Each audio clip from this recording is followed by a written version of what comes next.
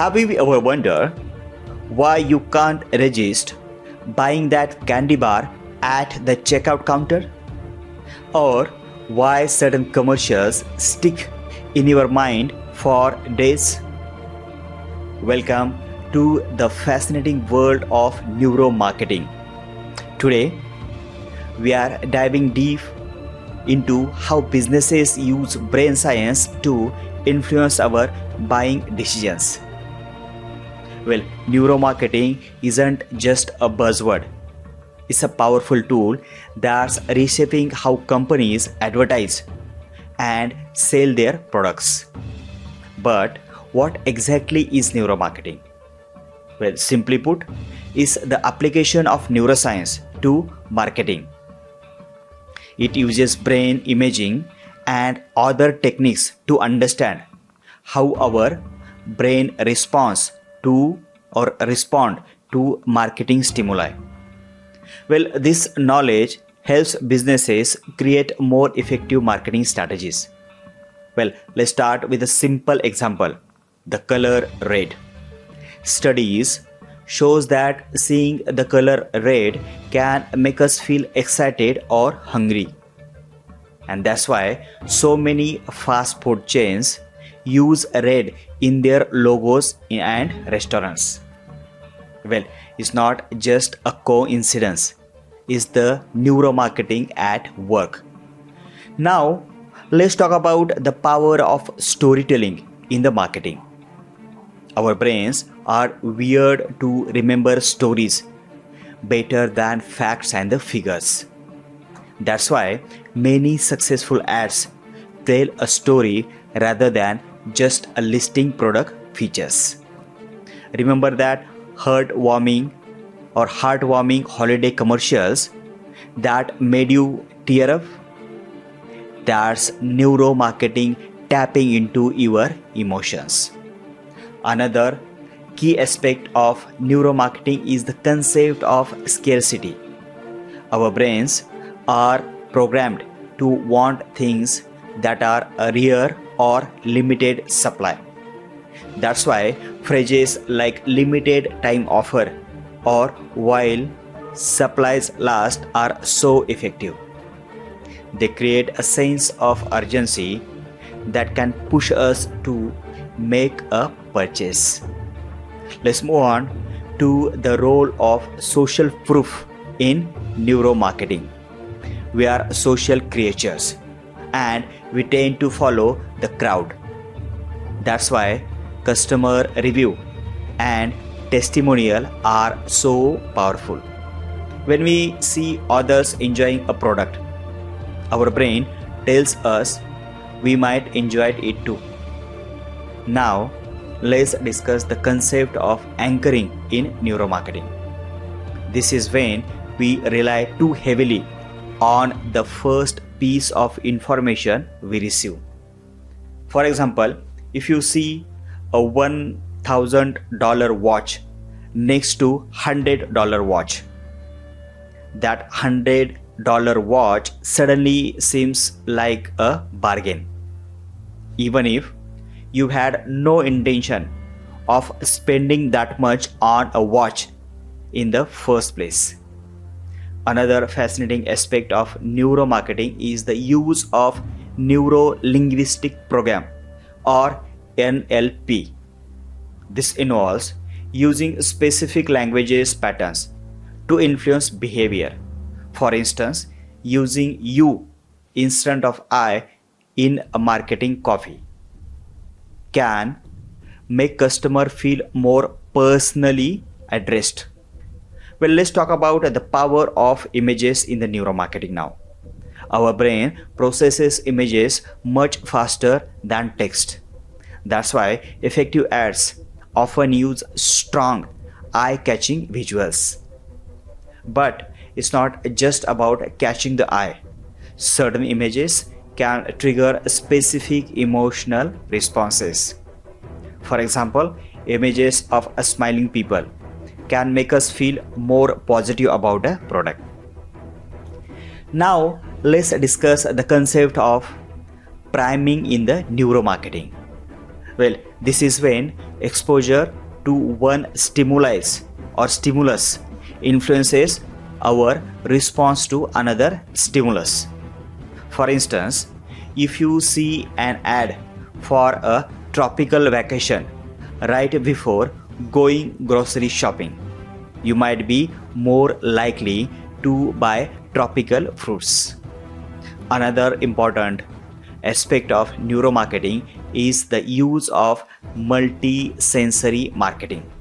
This involves appealing to multiple senses to create a more immersive brand experience. Well, think about walking into a clothing store with a signature scent, carefully chosen music, and tactile displays. Well, all of these elements works together to influence your shopping behavior. Now, let's move on to the concept of loss aversion in the neuromarketing. Studies shows that we feel the pain of losing something more strongly than the pleasure of gaining something equivalent. And that's why don't miss out. Messages can be so effective in the marketing. Now, let's talk about the power of reciprocity in the neuromarketing. When someone does something for you, we feel compelled to return the favor. That's why free samples or gifts with the purchases can be such an effective marketing tool. Another interesting aspect of neuromarketing is the use of mirror neurons.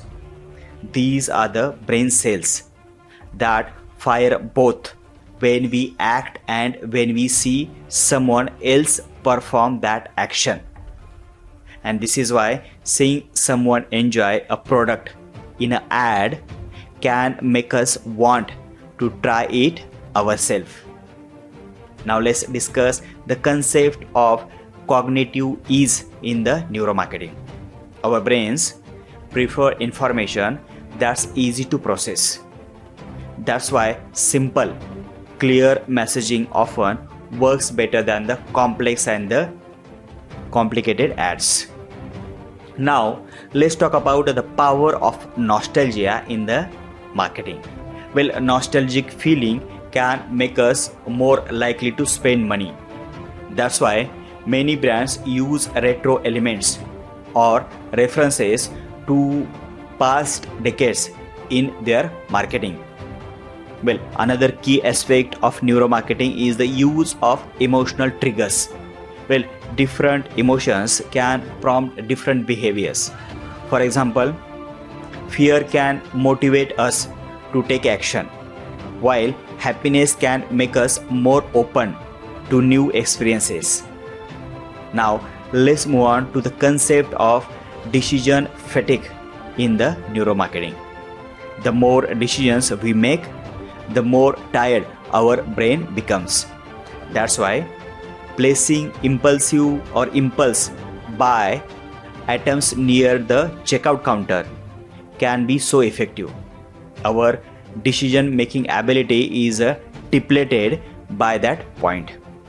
Now, let's talk about the importance of first impression in the neuromarketing. Studies shows that we form opinions about products and the website in a milliseconds. And that's why companies invest so much in the packaging design and website layout. Well, another fascinating aspect of neuromarketing is the use of neurodesign. This involves using brain science to create a more effective designs. For example, eye tracking studies can show which part of an ad people look at the first and the longest. Now let's discuss the concept of social currency in the neuromarketing. We are more likely to share things that make us look good to others. That's why creating shareable content is such a important part of in the digital marketing part or space. Now, let's talk about the power of personalization in the neuromarketing. Our brains pay more attention to things that seems personally relevant to the us. And that's why targeted ads and the personalized recommendation can be so effective. Another key aspect of the neuromarketing is the use of subliminal messages. Well, while its effectiveness is debated, some studies suggest that messages below our conscious awareness can influence our behavior. Now let's move on to the concept of choice architecture in the neuromarketing.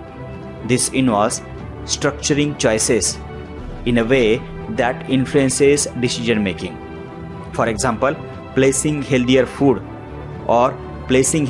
options at eye level in a cafeteria can encourage our healthier eating.